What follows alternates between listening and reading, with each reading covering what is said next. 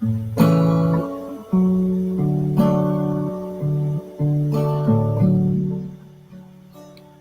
let's see. Yeah, we're on. Cool.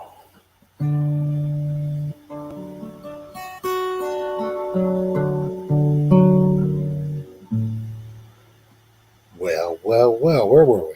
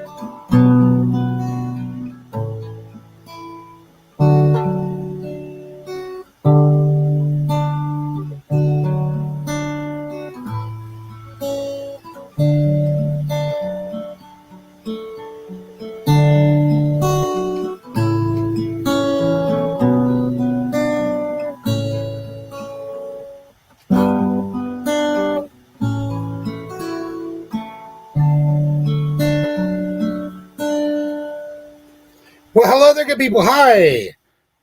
How's everybody doing out there tonight? No, I have to answer at once. Hey, we got Sassafras Red in here. We've got Arkansas Woodcutter. Mark's in the house. Vicky's here. Carl's off the grid is here. Hi. Yep, we're coming up on seed starting time up here in Northeast Oklahoma.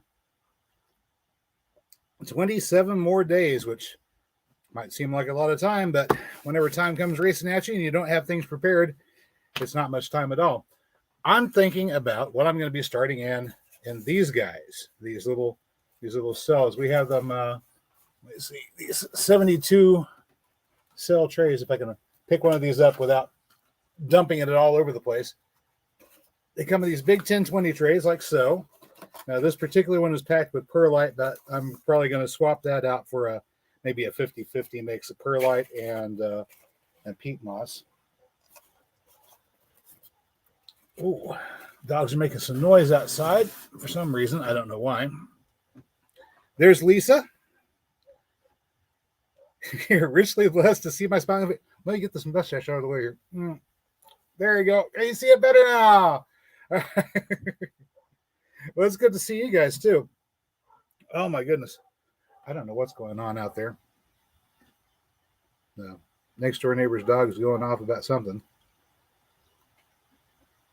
Oh, could just be somebody going by on a skateboard. He doesn't like skateboards for some reason.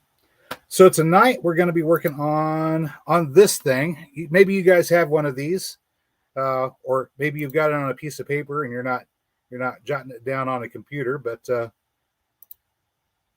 it's a good idea to get started on your seed starting list before it becomes time to start seeds, because you might find out something like you don't have enough potting soil, or you don't have enough of those 1020 trays.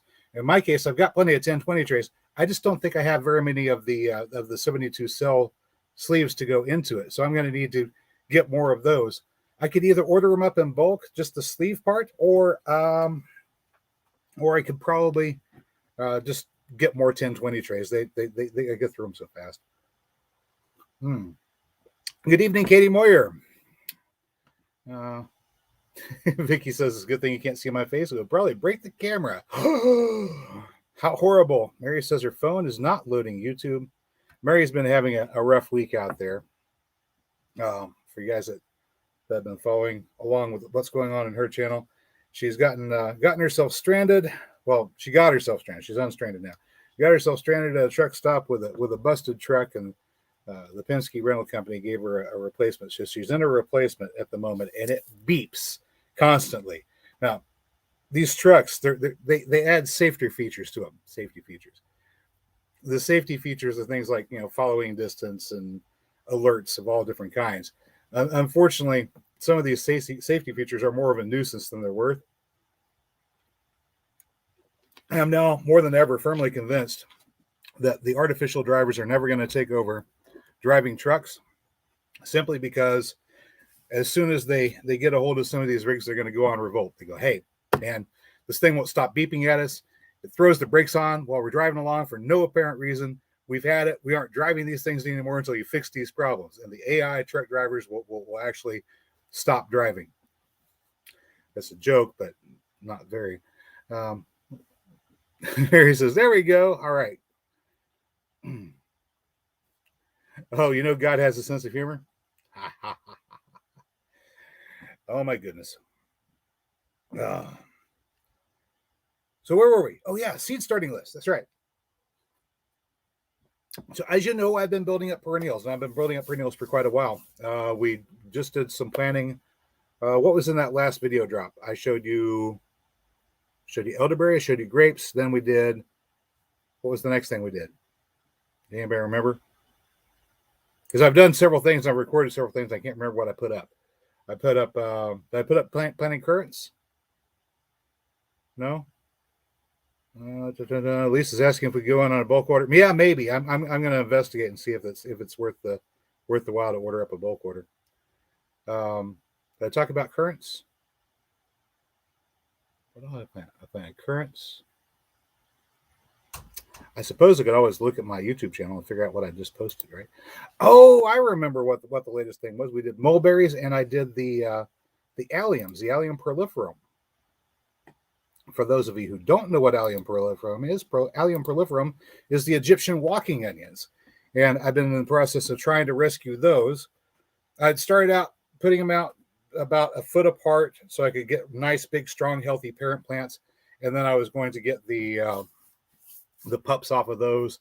And then I'd have, baby plants to sell. Unfortunately, the gophers heard that I was planning on growing a lot of Egyptian walking onions. And they came along and ate a whole bunch of them and gobbled up most of my garlic too. So we had to take some measures. And now I'm in the process of extending those gopher resistant raised beds all along in sort of an L shape across the backyard.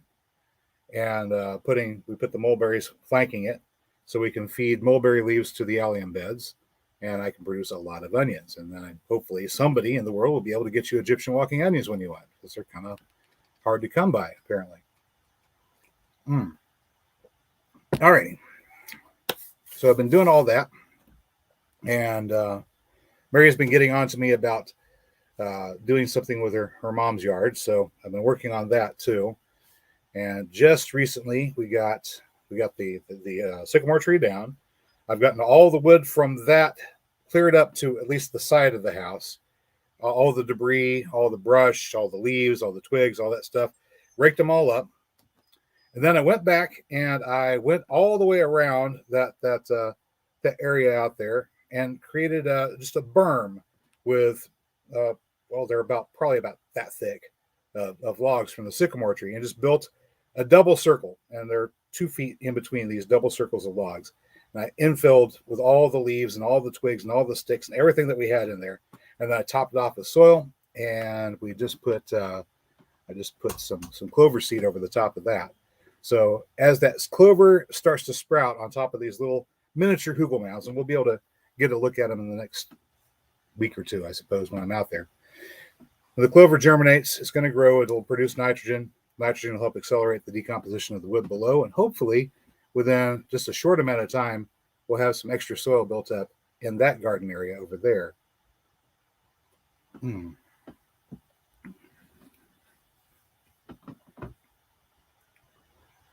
Let me see. Vicky's decided to jump the gun, order a lot of trays and planting pots in November. All right. Well, they should last, right? All right. So lots and lots of perennials, but we need to put in some annuals too. And I got to thinking about this: is what are the annuals I really want to start, and I want to start a lot of. And the first thing that comes to mind is peanuts, because They make a really good nitrogen fixer, like the clover will on that little berm area. Eventual pond is going to go into that spot. Peanuts are a really good nitrogen fixer, and it's a nut. You can eat the nuts. I mean, peanuts. These are dry roasted and salted, but the ones I have over here aren't.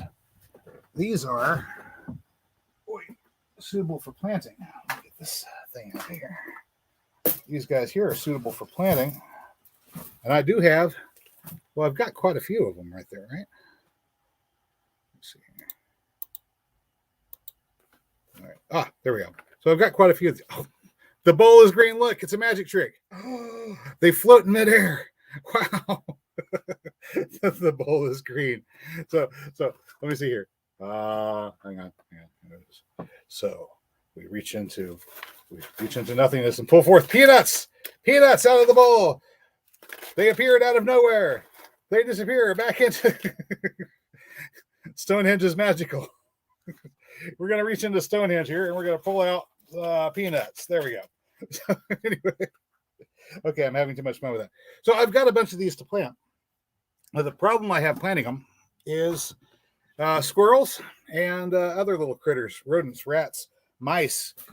I don't want my peanuts to get eaten up by hungry little rodents. So I've decided I'm going to start those in the 72 slot trays. And I've got to think about how many I want to get going. All right, because we've got about 20 feet of cannas here in the front yard and another 30, so that's about 50 altogether. And those are interspaced with daylilies and daylilies. So I've got short daylilies, medium daylilies, tall daylilies, and we've got the cannas coming up after that. And I'm thinking I've got enough room on either side of the daylily plantings. Just do a double row of peanuts right down the middle. Boom, boom, boom, boom, boom. Space them a foot apart. That'll take care of my ground cover around my flowers. And of course, the peanuts, nice dark green foliage, flowers too, little yellow flowers. Hey, hi, Brian. Oh, Brian, I am so sorry. I forgot to thank you the other day for the super chat. It was greatly appreciated. I was just caught up in what I was talking about and was not paying attention to what was going on. We got Frank and Tina in the house. Hello, Frank and Tina. You guys should already be starting your seed starting. Or if not close to it, maybe next week or the week after. Because I think you're what, 8B? So you're one zone south of me. So you should be starting here pretty soon as well. All right, let me take a look at my list. Let's bring this thing up. There we go. Seed starting list.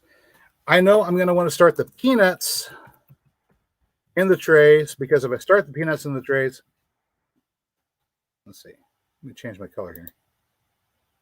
There we go. Because if I start the peanuts in the trays, then I can control them until they've emerged. They've got the true leaves on. I can transplant them out where they're going to go, and the little critters won't eat them while they're peanuts.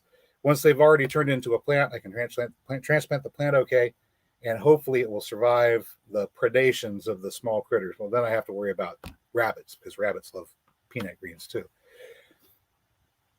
If I've got 50 feet of flowers, I'm going to plant 2 rows at 1 foot apart. I need at least 100. The 72 count cells hold 72, so I'm going to need at least 2. That'll be 140. That's a start, but I've got planting I want to do over there in the property next door. Since I've gone to the trouble of planting currants over there, and I've got some clover going and some other things, I think I want to go ahead and dig out the area where the pool is going to go, and not put the pool in it this year, but I'll just dig it up and get it tilled out, get the volunteer trees out. Those are going to be going nuts now that sycamore's out of the way.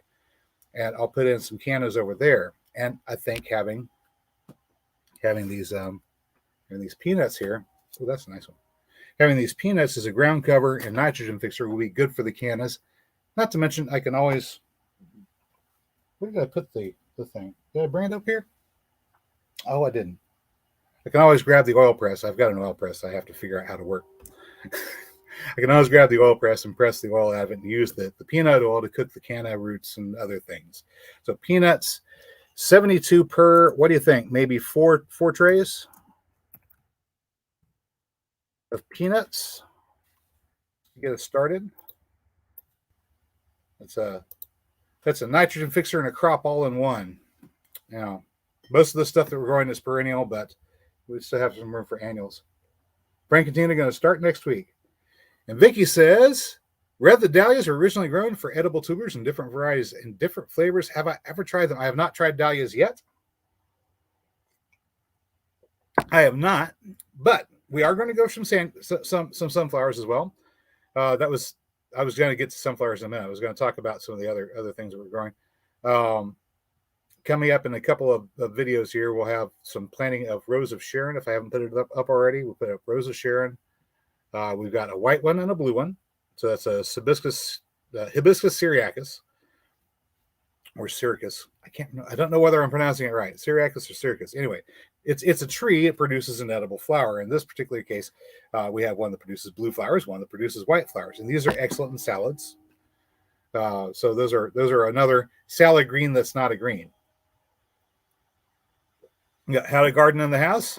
How you doing? Yeah, we're going to do sunflowers, and I was thinking about interspersing the sunflowers in between just periodically, like once every 5 or 6 feet. But it's not just sunflower. I want to do sunflower and safflower. Those two different herbaceous perennial annuals that are used for oil seeds that birds like, and I can grow those for the seeds for oil or for the birds, or both, either or. So I'm thinking if I split the difference and do 36 and 36, I have 36 sunflower. So we'll do sunflower.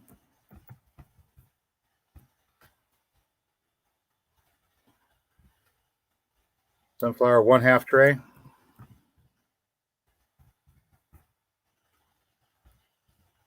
Man, that word. And then safflower, we'll do 1/2. All right. So that's some. Oh, you guys can't see what I'm typing. There we go. How rude. That brings me up to 5 trays. And I've only got the one right now. I had the 1/2 tray of staghorn shumac and a 1/2 tray of passion fruit started. Well, out to get their chill time in, and we got a gust of wind to flip the thing over, and I collected about half of everything that was in there. So we lost one cell entirely, lost half of another, and then we've got 2 that got mixed up, and I have no idea what's planted where now. So I've got one 10-20 tray with those. I don't know what's going to come out of them. It's anybody's guess. I might have some where we've got both coming out of the same cell. Summer Ray is in the house. She says hello, hi. We're of course talking about the seed starting list. What we're planning on starting out here in the next 27 days. I've got a lot of peanuts on the list to get started, and I want to start them indoors because I don't want the critters to get them. And sure as shooting, if I go plant them, direct seed them outside, the critters are going to get them. And then we're going to intermix sunflower and safflower with the daylilies and cannas that we've already got planted. Mary is lagging. Just wait a moment. And of course, we lost our water pressure this morning. That was fun. It was all over the neighborhood. They were working on something, and they broke it, of course. So I had to break out the bottled water. We keep gallons of bottled water in the pantry. We pull them out, and if there's ever some reason why you can't get water for drinking or for clean water use, we've got to spare. So why not breaking into a little bit of it today? It's okay. It needs to be rotated periodically. At the moment, we keep it in plastic bottles. The plastic bottles, they fall apart over time. They're not really very durable. So eventually we'll want to replace those with glass. Probably won't be able to store as much in glass bottles, though. Anywho, getting distracted. Let's go back to this list of plants, shall we? Peanut, sunflower, and safflower. I've got what's what I've got? I've got some Love Lies Bleeding Amaranth. It's that really nice deep red with the long drooping flower spikes. The one that I've got is called Oschenberg, and it's supposed to produce really well. I don't know how many I want to start though. I want to start those, and I want to start some poppies, and I want to start some milkweed. So let me go poppies, 1/2, and milkweed. This is a purple or reddish colored milkweed. Half tray. And do I really want all that amaranth? I could do a full tray of it. It's a really good sprouting grain. You can use it for bird seed, biomass maybe. I don't know. Oh, I know what I want to do. I wanted to get some more alfalfa started. I tried it last year, and I discovered that direct sowing was not going to work as well as I thought it was going to work. There we go. Do a half tray of alfalfa, and then we'll do amaranth in a half tray. How much are we up to? 4, half 5, half 6, half. We're up to 7 trays. Okay, we're getting somewhere. Hopefully you have enough room to plant all this stuff, right? Vicky's saying annuals, soup beans for cold season followed by dry beans for a warm weather crop. I'm thinking about direct sowing the beans. The beans and the corn I'll direct sow. And I'll start the corn around the 15th of April. And in all actuality, I could probably get out there, and I need to get prepped, plant some peas in the spot where the corn's going to go. So I have peas down there.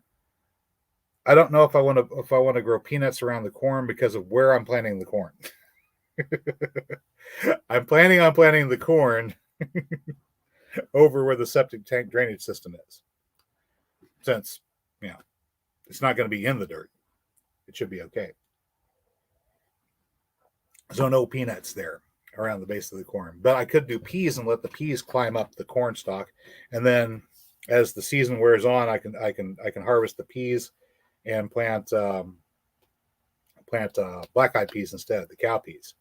So early season we've got peas, late season we got cow peas. Now that's a good question. If I were to get a head start on a second crop of corn, here's a thought. If I were to start a second crop of corn in the plug trays, do you think it would work? Maybe, possibly. I could start corn, a second batch of corn in plug trays, and then as the first batch is done, I might have enough time to transplant those out and get 2 harvests of corn out this year. If we have enough favorable weather, that's all I'm saying. If we have enough favorable weather. If we don't, then it's not going to work. Vicky's saying chia maybe. I've tried growing the chia to the point where it got flowers, and I never could get it quite across the finish line in 7A. Close. I mean, we got it close, but it didn't quite make it across. And that was one of my earlier experiments. I had used, corn's a heavy feeder. There should be lots of nitrogen there. It seems like it'd be a winning idea. I just have to make sure I've got something on the ground, and I might just plant clover there too, for that matter. I don't know. I want to have something covering the ground around the corn in any case. Maybe do extra nitrogen. Do clover spread in between the rows, and then we do peas early and black-eyed peas late. But that'll all be direct sowing, I think. All right. What am I forgetting? I might actually go ahead and get another tray of peanuts. Let's go ahead and do that. Let's do 5 trays. 5 trays. 5 trays of peanuts. Okay, 5, half, 6, half, 7, half, 8. We got 8 trays now. Let me see. I'm going to be doing rice, but that's going to be in a different area. And one of the things I'm trying to hustle to get done right now, while I still have the time, is clear out this area in between the 2 houses. So I moved all the wood from the felling the sycamore over there. There's a little bit left on the side here, on this side of the house. I need to get that up and out of the way, and then I can access the middle space in between the 2 houses, and possibly use that for growing rice in. I got the seeds to grow some rice, and we'll try growing some short grain heirloom rice as a little experiment. If we can grow our own rice in that little space in between the houses. I don't plan on growing a whole lot, but I don't plan on using a whole lot. Oh, yeah, of course, Vicki, thank you. See, this is the reason why I did this while you guys are around, because you were going to tell me what I'm forgetting. Of course, peppers, squash. I do have my legacy peppers, of course, the bell pepper and the cayenne pepper that I'm keeping alive in the back room at the moment. Let's do, wow, half a tray is 36. That's a lot. I don't think I want to do 36. I don't think I want to do 36 tomato plants, but I might do 18. So we'll do 2 tomatoes. Third tray. I've decided not to do as many of these. Cayenne peppers. So third tray there.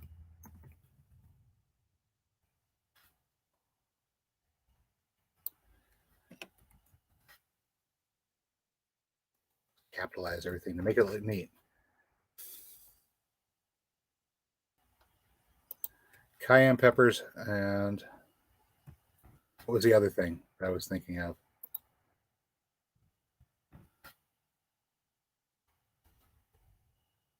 Oh yeah, I remember. Hang on a second. More. There we go. The other thing was borage. Some borage planted as a companion for the tomatoes and the cayenne peppers. All right, so there we go. We got 5, half, 6, half, 7, half, 8, 9 trays. We got 9 trays. We're up to 9 trays. What else am I forgetting? Vicky saying, I think Elliot Coleman grows rice in Maine. I mean, yeah, you can grow it a lot of different places. There's like an upland variety of rice, or a highland rice, grows in cold climates. And you don't actually need a rice paddy to grow rice. It's just grown that way traditionally as a measure to keep the weeds out. You just create an environment where the weeds don't want to grow. They don't want to grow in the water. The rice doesn't mind with wet feet, so you just flood the rice paddy. The weeds don't grow, and you don't have to worry about weeding your rice. Kind of useful if you want to grow a lot of food and not have to work too hard at it. So early on, you plant the rice, you get it to germinate, and you put it out there. I don't know if I should start it in the plug trays or try to direct sow. I'm a little torn on that one. If I try plug trays, it's gonna be a lot. I'm gonna have to have a lot of plug trays. MB Heritage Farms in the house. Hello, MB Heritage Farms. They've got a really good propagation video on elderberries, I think it is. Sassafras Spread's looking at a Polish variety of rice this year. Chia, amaranth, and sorghum. Sorghum's good for sugar. You can also get a grain out of it, such as that sorghum bicolor. You got millet and sugar as well.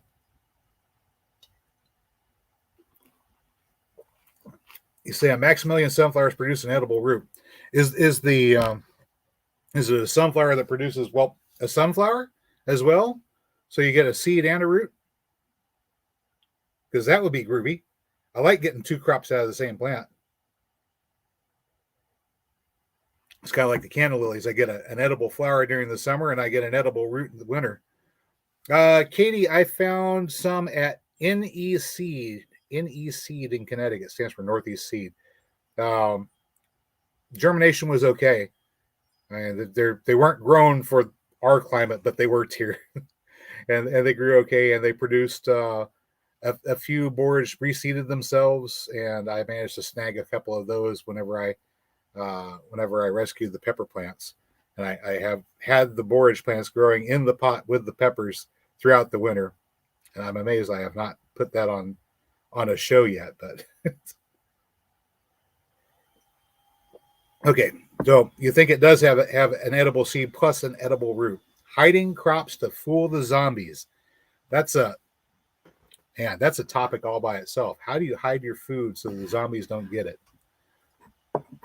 Metaphysical or metaphorical zombies, not metaphysical zombies. Metaphysical zombies would be something else entirely.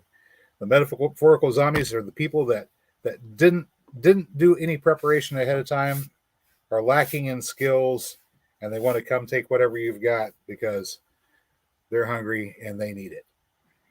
So if they look at your yard and they don't see food, well, hopefully they'll keep on moving. They might come through and they might loot your pantry. If you can back away from the hacienda long enough for them to come in, take what they want, and then leave, then, well, you can survive the encounter and still have food to fall back on. Mary is eating stuffed mushrooms. Man, the last time I made stuffed mushrooms, she ate them all. I was sick. So I didn't actually make them. I just sort of propped myself up in a chair and held myself conscious long enough to guide her through the process of making stuffed mushrooms. And then she ate them all. So, yeah. Borage comes back in 6A. I think mine would come back better if I didn't mulch as heavily as I did. I think the heavy mulch sort of hindered our reseeding, our self-seeding of the borage just a little bit. But it did grow back a little bit. So I figure if I keep on putting borage plants out there, eventually we'll get to a point where they just want to come back by themselves all the time, and then I'll have that problem licked. Vicky says the easiest way to hide food plants is not to plant what looks like a garden. Very, very true. This is one of the reasons why I like to look for things that are ornamental, but they're also food. So I'll have we'll have the Hall's Beauty blackberries. I don't know if they're going to produce good blackberries or not. I don't even know if they're going to make blackberries, but they're supposed to have a nice, pretty double flower that looks like an ornamental plant. So I'll plant those as a little hedge, and so people will walk by, they'll see something that looks like maybe a rose bush. They don't really know that. Doesn't click in their mind that they're looking at blackberries. And then we'll have daylilies, which produce edible flower, edible tubers as well. Actually, it didn't turn out too bad. We wound up chopping some up and throwing them in stir fry not too long ago because I was in the middle of subdividing the Stella d'Oro, the yellow variety of daylily. I was subdividing those and planting them out in different spots, and they had just produced such a mass of tubers that while I was pulling the plants apart, the tubers were just dropping left and right all over the place. So I said, I've got a harvest here. I may as well cook it. So we made some fried rice, and we chopped those up and threw them in there. And I peeled them, and now that I think about it, you probably don't even have to peel them. Just knock the dirt off of them and chop them up and either stir fry them or boil them and treat them like little tiny baby potatoes. You'll be fine. I didn't really notice a whole lot of difference in the flavor between those and a nice sort of crispy potato. But whenever you have a nice fresh potato that's crisp, not soggy and gooey. Anyway, it was like a nice miniature potato. And of course, the canna roots are like potatoes, just with a little extra starch in them, or not starch, dietary fiber. Very good. Lots of calories, and you want lots of calories. You can always go foraging for nutrients. I mean, you can go find purple dead nettle all over the place out here. You can find chickweed. Shepherd's purse is edible. Hairy bittercress is edible. Dandelion, dock. I mean, all of these should be growing wild somewhere nearby, and some of them probably wherever you're at. If you're in North America anyway, there's probably some of it green nearby you. All of this is edible. All it's full of nutrients, but it's not really high in calories. So if you're looking for something for nutrients, you can go get those greens as they come on seasonal. They're wild. It's not a problem. If you want calories, you've got to arrange calories in your garden plan. All right. Let me see here. Blackberry leaf is medicinal. There's a lot of good medicinal stuff out there. What else am I supposed to be planting that I'm forgetting? I suppose I could try cumin again. Um, I'm going to do some mustard seed. Let me see. Where did I even put those? I put them in my. I've already moved them to my seed box. We got some mustard seed. Oh, artichoke.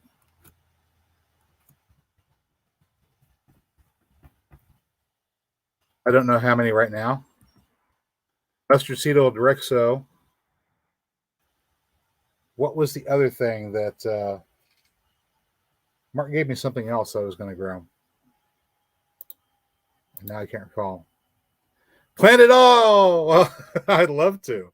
I really would. I just don't know where I'd plant it all. Mustard seed, and. What else was there? We've got artichokes to start. Yeah, I've got to move stuff around. I've got to make room. Well, this is the reason why I have to plan this out. If I don't know what I'm going to do whenever the seed starting day comes, I don't have the materials on hand. I already know I'm going to need to get some more trays. I've got plenty of peat moss. I think I've got plenty of perlite, so I don't really need to get any more of that for seed starting. I've already got the seeds clearly. What else? Artichokes. I wanted to get those artichokes started. Joe's saying, hello, you're going to plant safflowers. They look similar to sunflowers, right? Nah, not exactly. No, they're similar in size. But let me see if I can find an image that I can show you for free. Oh, hang on. Let's log into Pixabay real quick. Safflower. There we go. So we have yellow and orange, and I think the ones I got are orange. And I'll see if I can get well, I shouldn't say that. I haven't seen what color they are, and they can be both. I'm going to see if I can find a good picture of it.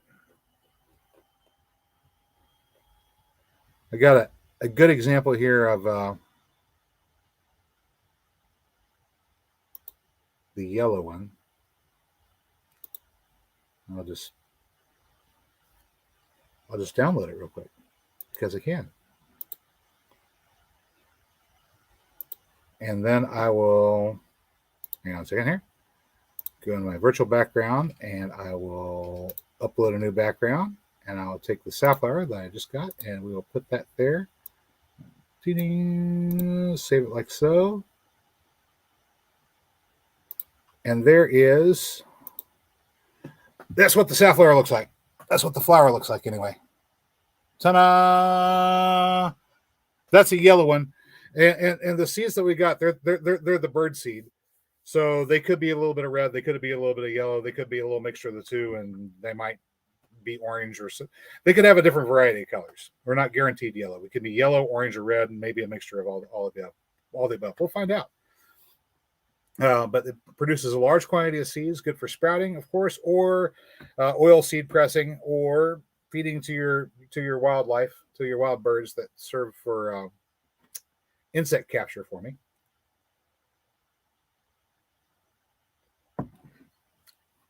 Oh, I know what else I wanted to add. I've got this perennial flax. It's a blue flowered flax. It's called Linum louisi. So it's linum, this flax, the thing that you make linen out of.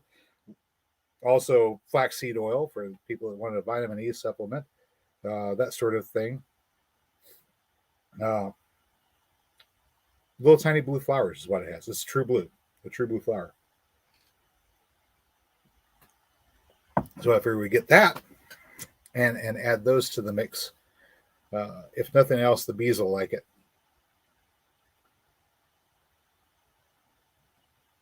"68 degrees as of yesterday." Wow, that's impressive. Hey, Joe, guess what? It's 64 degrees outside right now. It's pretty warm out there.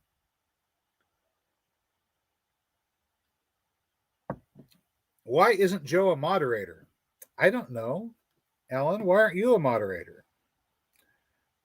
I think because I have to do that whenever I've got YouTube open, and I don't have YouTube open at the moment. I could go open YouTube. That might be fun. Let me see here. And if I'm correct, I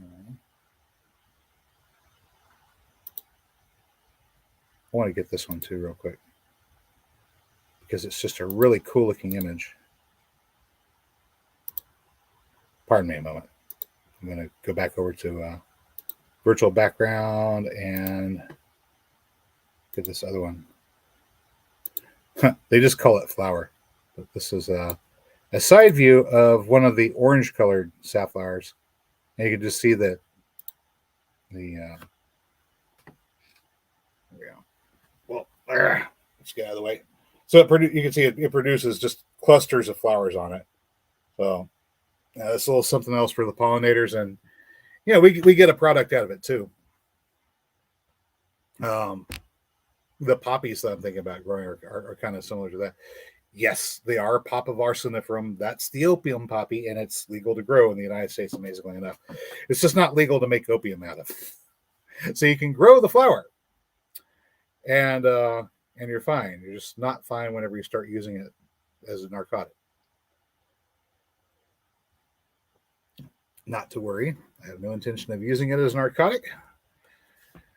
It just so happens that poppy seeds, whenever sprouted, are one of the most calorie dense of the sproutable seeds. Oh wow! Look at that.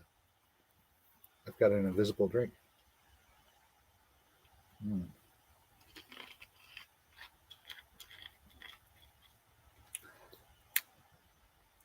There we go. Oh, I had it turned so you could tell what it was. Oopsie. There we go. Now it's just a mysterious invisible bottle. Oh, all right. What am I forgetting, guys? Here's the list. Let me get the list up there. Let me put it up wide. All right. Peanuts, 5 trays. Because I know I'm going to want to plant some in the back. It's not all going to be over the drain field back there. Sunflower in a half tray, safflower in a half tray, poppies a half tray, milkweed a half tray, alfalfa a half tray, amaranth a half tray, tomatoes a third, cayennes a third, borax a third, artichoke and flax. I'm thinking probably a third. Oh, I know what else I should put up there. I know what else I should put up there. I've been trying this for a long time. I haven't managed to pull it off yet, but I want to get cumin to grow. So far, cumin has been my bugbear. I have not managed to get cumin to grow.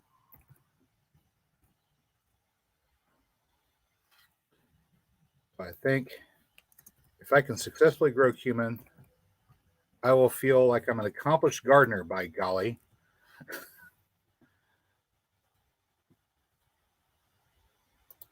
There we go.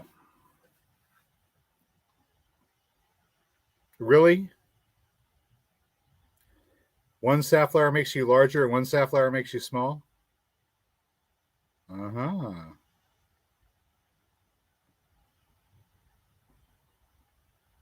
All right. Joe got something that's not a sunflower.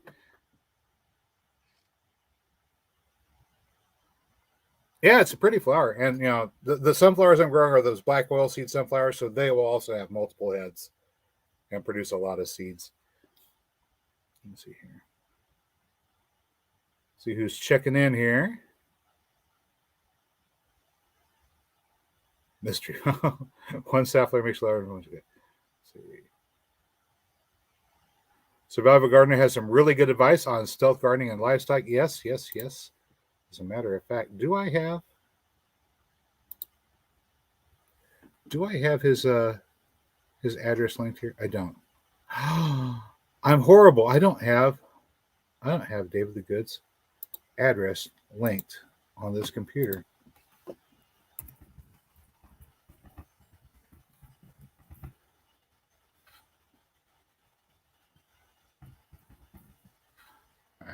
The survivalgardener.com. Very, very easy to get to right here. Let me grab that in case y'all didn't have it already.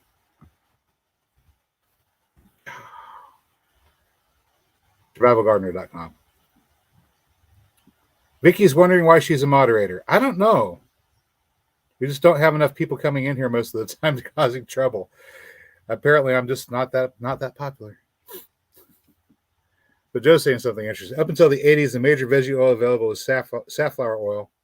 Yeah, followed by sunflower. But in 2000, they were inundated with soy and canola and a mix of various oils. That's a shame because safflower and sunflower are a better quality oil. But amazingly, a lot of people I haven't heard of safflower oil didn't realize that was a thing. Of course, there are other places. Let's see. You can always go shopping on our website, greencountryagroforestry.com, where we have rosemary plants on sale. I also have the classic orange daylilies for sale at the moment. And hopefully next year we'll start adding the Egyptian walking onions and a few other things. It's all coming together very slowly, but eventually we'll have a permaculture nursery here.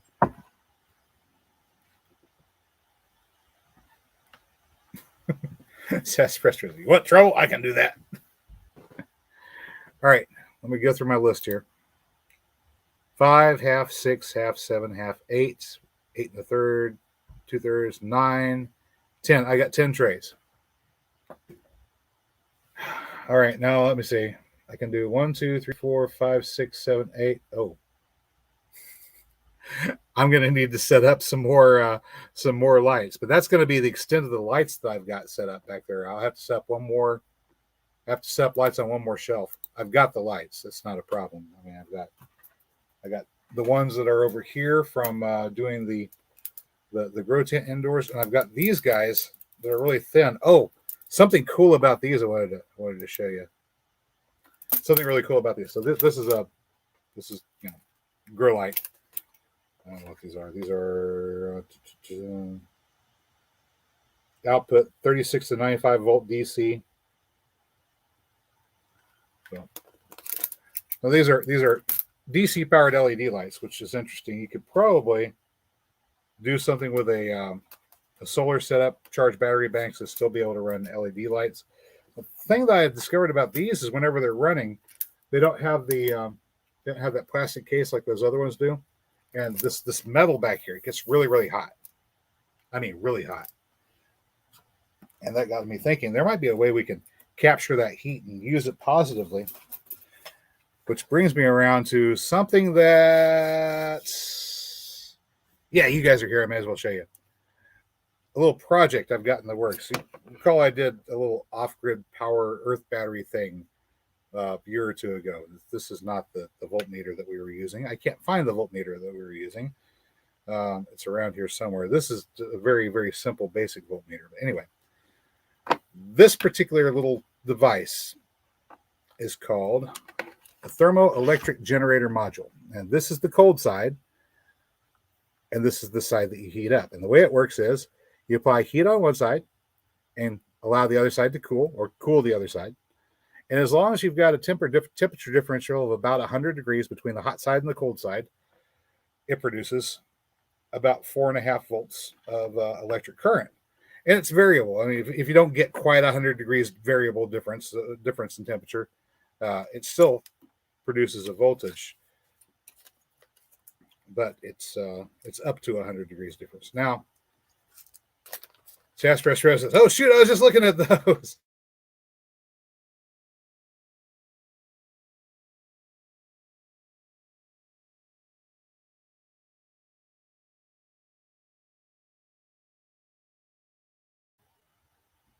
Am I back? Did we lose audio? Audio, video, everything? I saw that we kind of went to buffering for a second there.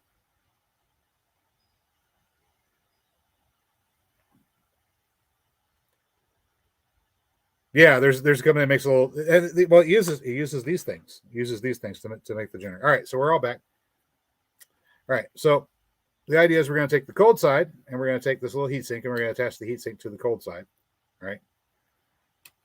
So I'm going to do that real quick. Yay, I'm back. All right, so we're going to peel the tape here. Oh, yay. This is fun. You guys get to watch. All right, so peel the tape, and then we're going to take this, and we're just going to bring, cold side is the side that has the lettering on it, okay? And then we're going to bring the heat sink over here, and we're going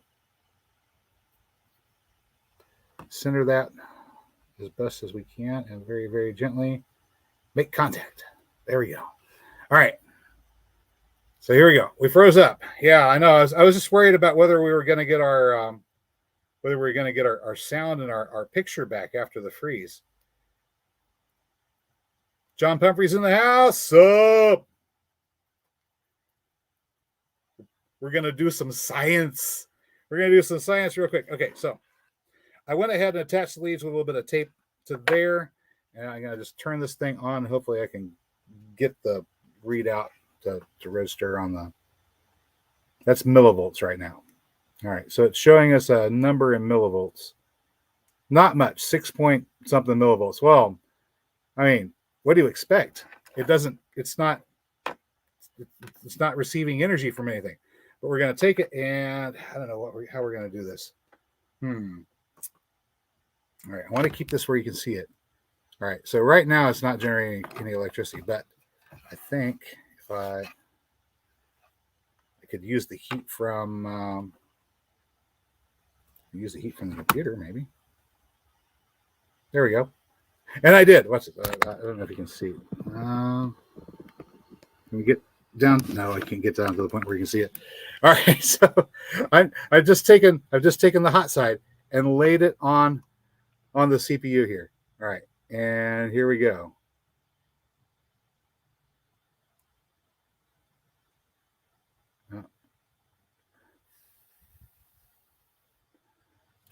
We're doing anything? Not much. Getting a little bit of a voltage out of the thing. Let's see.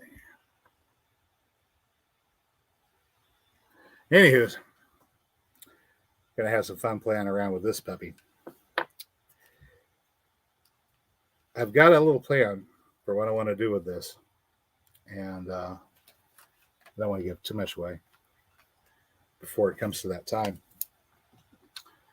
But if you guys, I may as well share it with you. Have you guys ever seen a solar oven?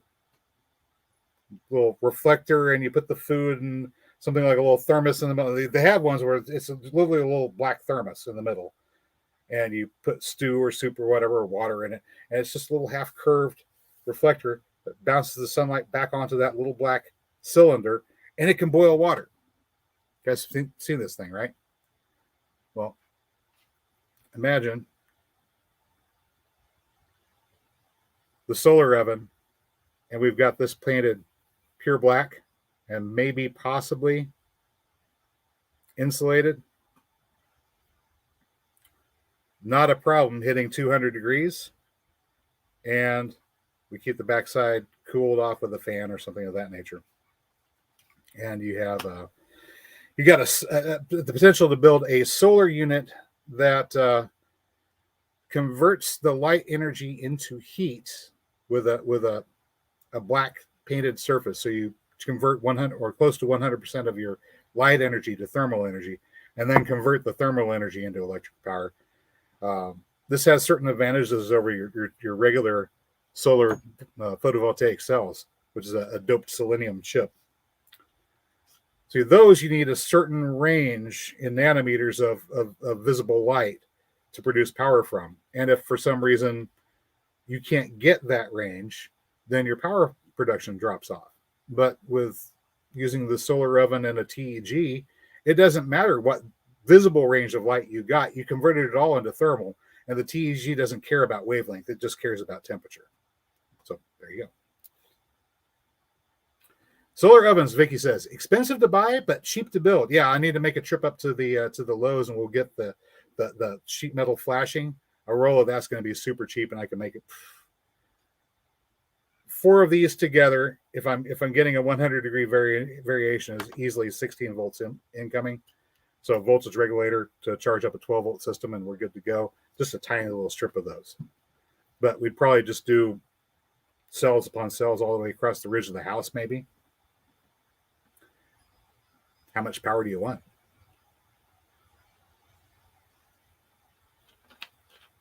Now, I was going to do, might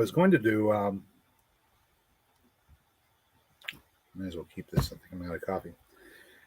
I was going to do something on biological fuel cells, which is a fun little project where you take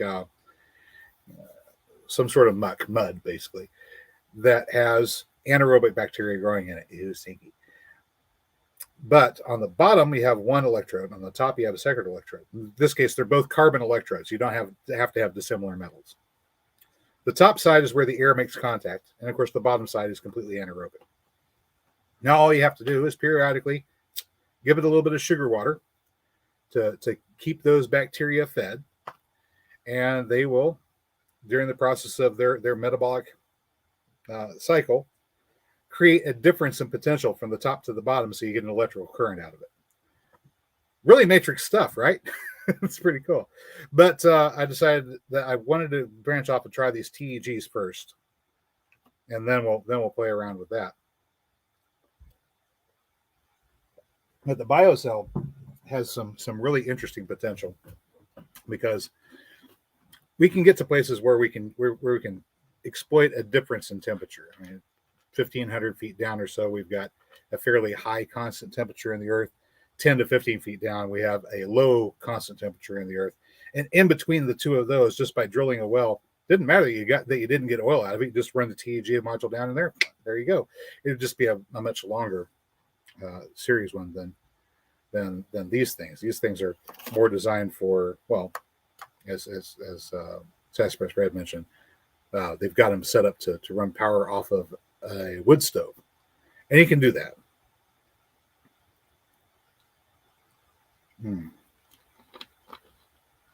Yeah, John. Bio battery. The bio battery has some advantages that the TEG doesn't. So, for example, we want to go to some place where there's not going to be that difference of temperature, and we want to be able to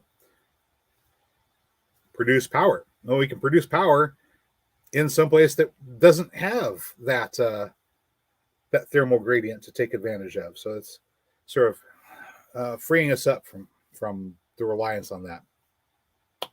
You could always use spent nuclear fuel. I have found a use for spent nuclear fuel. You can use the spent nuclear fuel. Remember, the stuff is hot, but not hot enough to make steam.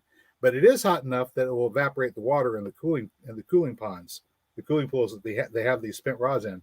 Each nuclear power plant, 400 plus of them out there in the world, has 5 or 6 cooling ponds around it where they put the spent fuel.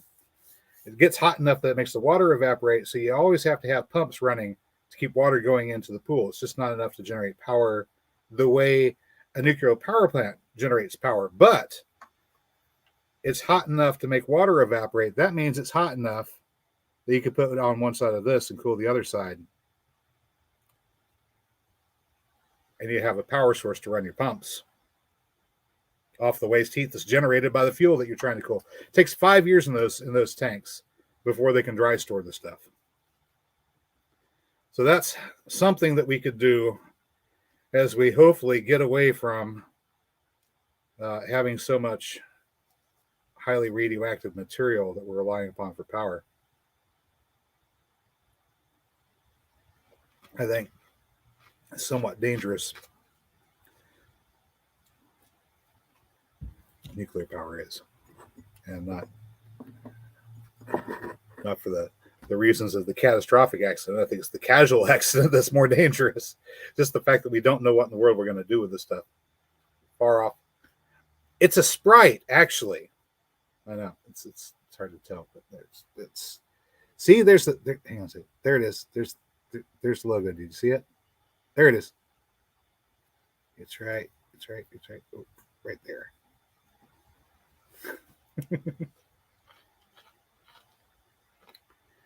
Just saying, watch the guy cold press avocado oil. That's cool. The press that I've got, it's a tiny one. It's about yay long. It's got the hand crank on the back. I've got to find someplace to bolt it down. and it's got a spot where you put an oil lamp underneath it, an oil lamp or a spirit lamp to heat up the barrel. And you feed the seeds or the nuts or whatever in through the top. You can use anything that's got an oil in it. And then you turn the crank, and it compresses the seeds as they advance into the barrel, and the heat's going on it. And then you keep on turning the crank, and eventually the oil comes out, and the press cake comes out another spot. But you can make peanut butter and stuff like that with it too. Are those cells the new 12 volt TC 12710 thermoelectric cooler? No, they're not. These are not coolers. These are actually designed to be generators, not coolers. The coolers have a little bit different of a material.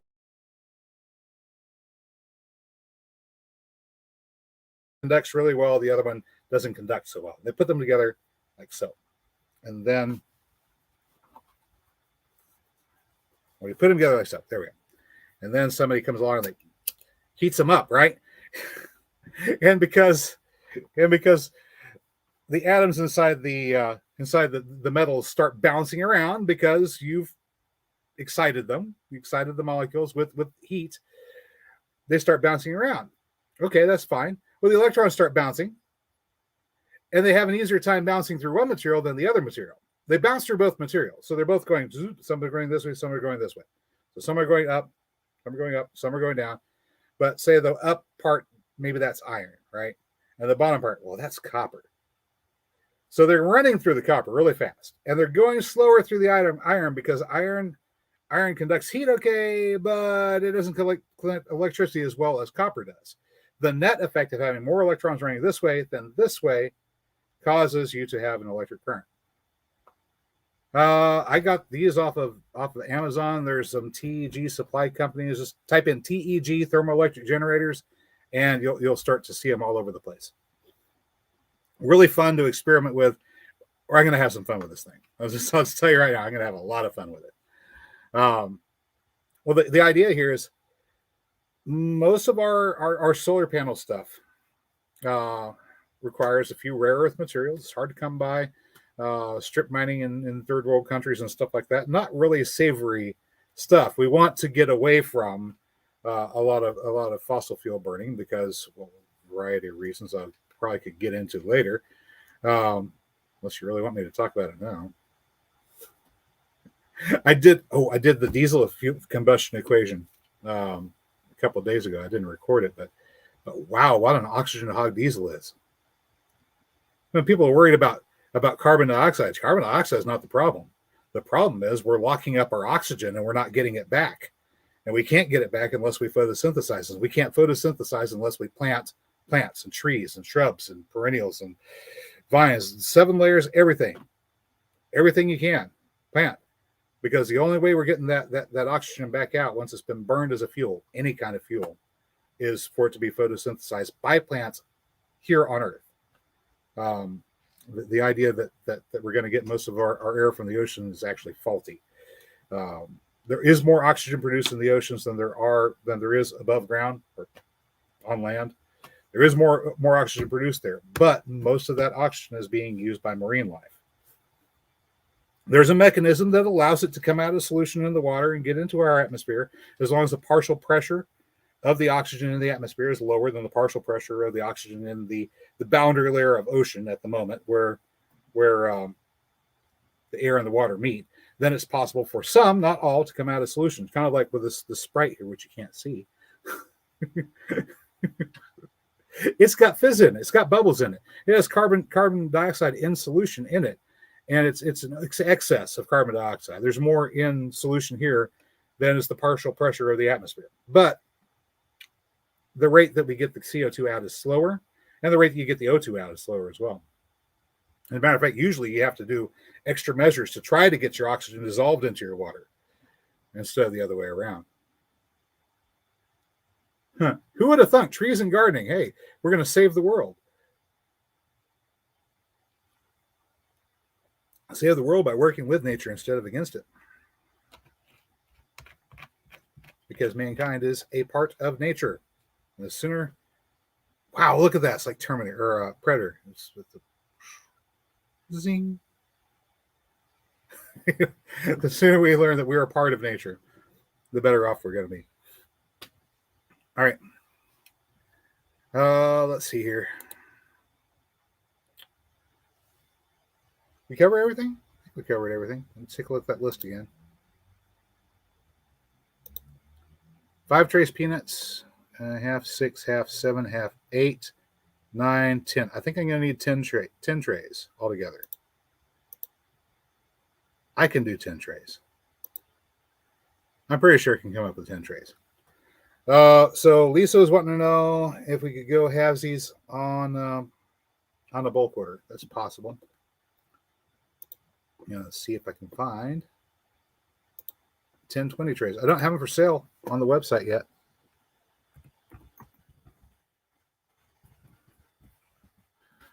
All right. Probably don't want the trays. I want the 72 cell plug trays. There we go. Now here's the question. Can we get the trays without the 1020s?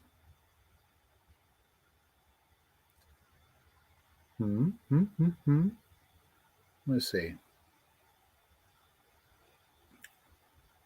The shop.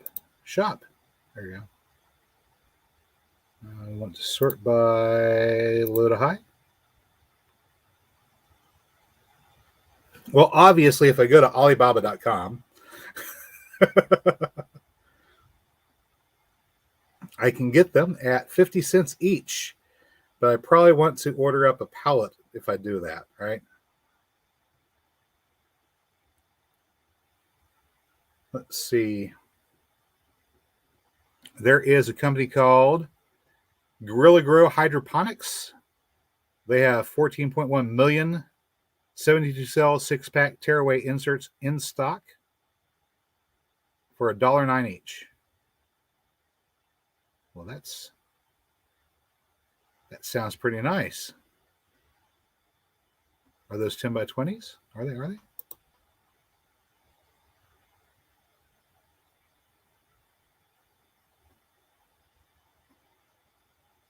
Let's see. Here we go. 10 by 20 seedling tray. Here we go. $1.19 each. How many of these do they have? I guess they've got a lot. Okay, well, we'll check those guys out. You need at least 2 dozen. You need 2 dozen? Good Lord, woman.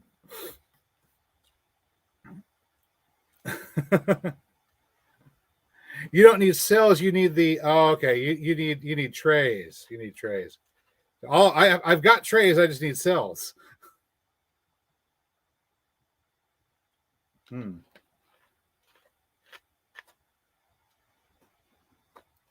Next fall, y'all go to Dollar General and get trays with soil marked down to 50 cents each. That's nice. If you can get them down to 50 cents. I think the Dollar General right now is selling them for $5, which is they're making their money.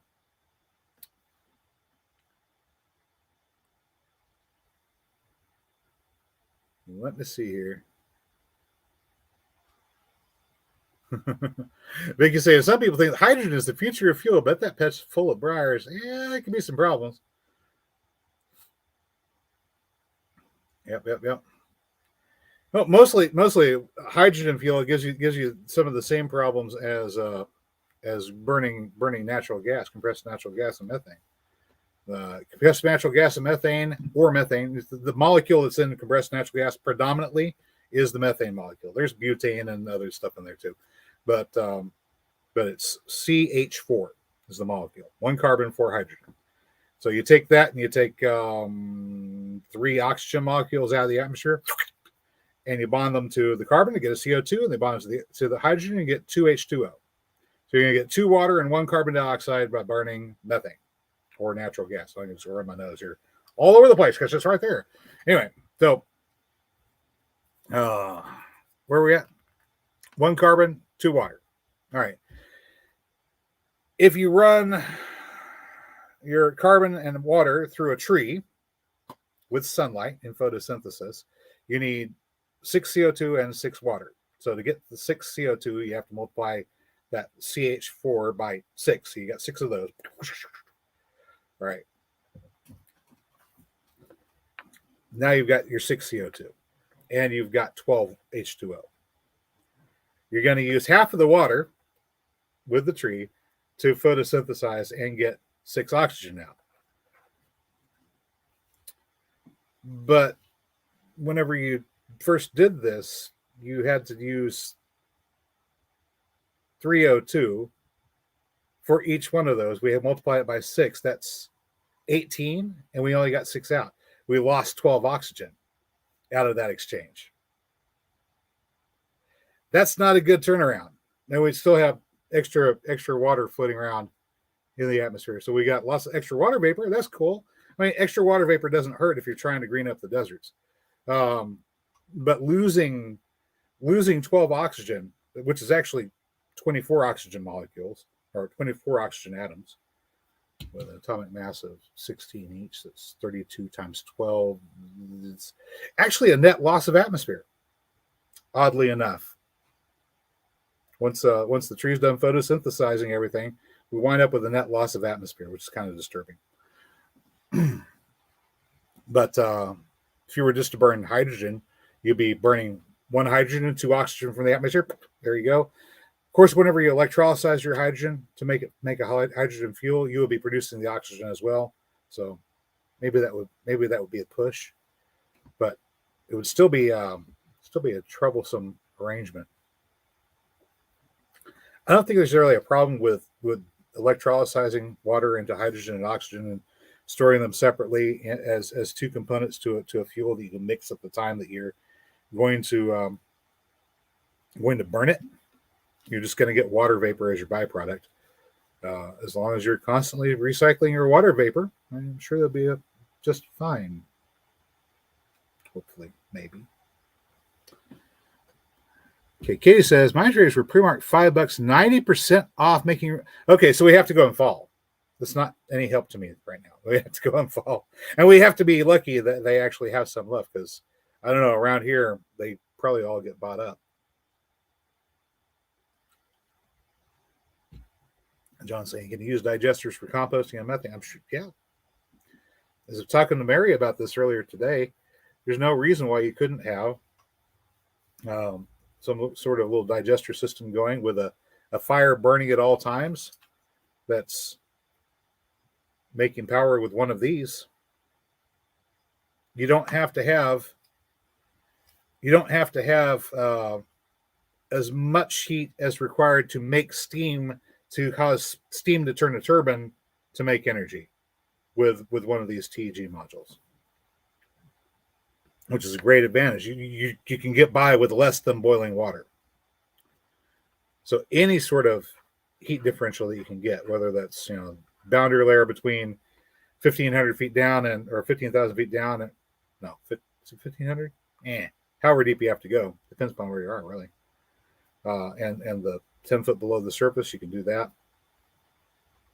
You could do something fun like have a tank, an elevated tank that you're going to siphon the water out of the bottom of your fish tanks or your fish ponds. You can get fish ponds going, get fish in them. Run a pump, pull the water out, hold it up in a reservoir tank up above the ground, and then you just wrap the outside of that with TEGs. Have your pump set to go on a circuit whenever the temperature inside the tank drops enough or goes up enough. Go ahead and do an irrigation cycle, and then pump more water and fill it back up. And so the tank inside is going to be the cooling side of your power generation, and then the outside will be absorbing solar energy. So you can be still using solar energy to operate your pumps that operate everything, but you're just making use of all of that wasted heat. The heat that would be a problem at some other point. It's kind of fun to think about.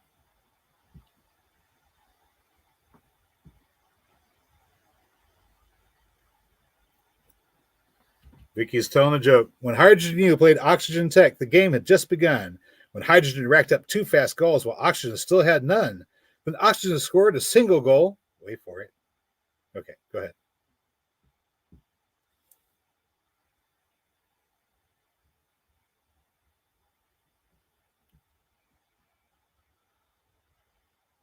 We're waiting.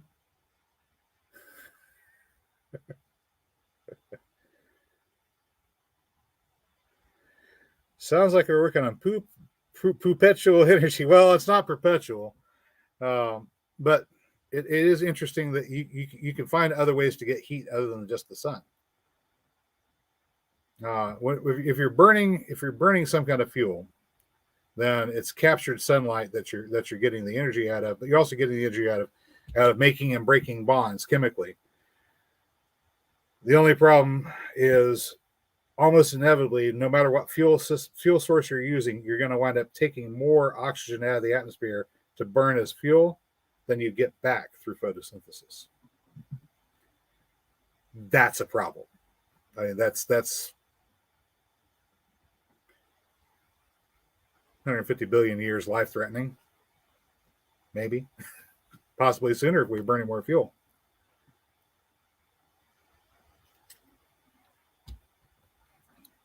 All right, so here we go. Thus it did remain hydrogen 2 and oxygen 1 called because of rain. Nice one, Vicky. Nice one. I like that. I couldn't do any better. Sean, what? Vermicomposting toilets. Good Lord.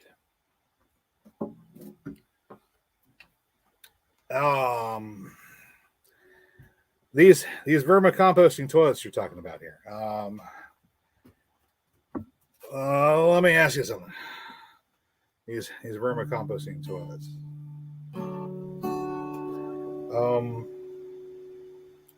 Are the worms there whenever you're doing your business? Is there a possibility that that you could be in the middle of something and feel a tickling sensation? How do I say this delicately?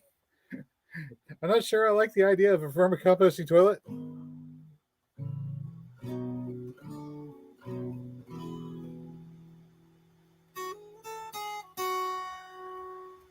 Sounds like parasites. I think the capo is up here for that one, though. Let me see.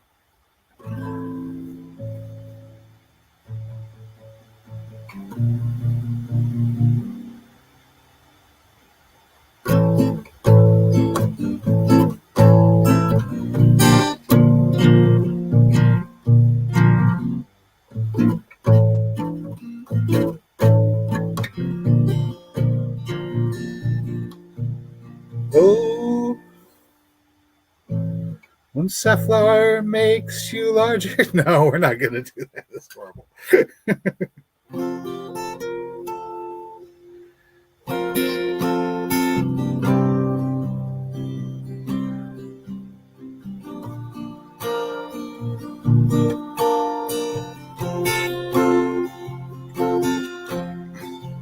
One more bit of bargain news. Dollar Tree has those 20 packs to plant. No, I can't sing that. Vicky didn't make it up, but she has a long memory. Okay, no. We're not going to do that.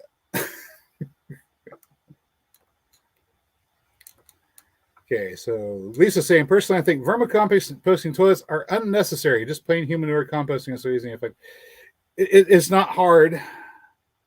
It's not hard to add a little carbon to your nitrogen source. You should have plenty of leaves. Plenty of leaves, wood mulch, what have you, grass, hay, straw, whatever you want.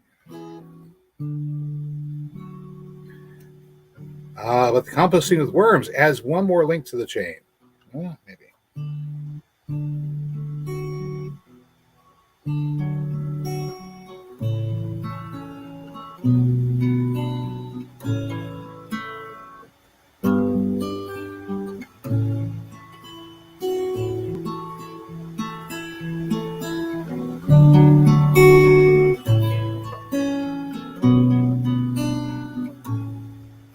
I am not Lizzie Buckingham.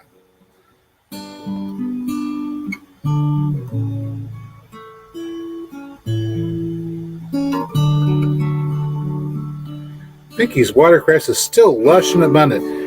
Well, what were you expecting? Was it supposed to have wilted off by now?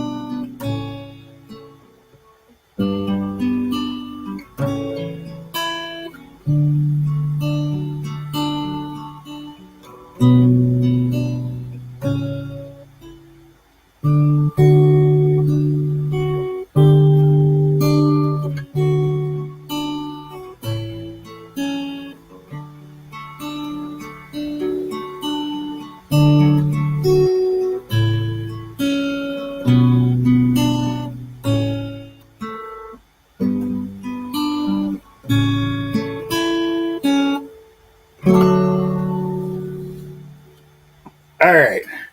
So that was an original song we call it Starlight Dreaming that I wrote last year before, somewhere around there. Oi. And I have lyrics for it, but I can't sing them.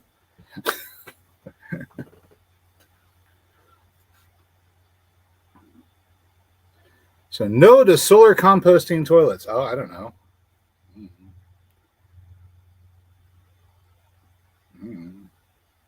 As long as you're keeping the stuff warm enough that the biological processes can proceed apace, then I guess they could be solar powered.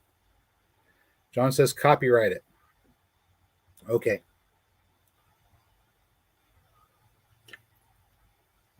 I'll perform it and publish it someplace. Swamp.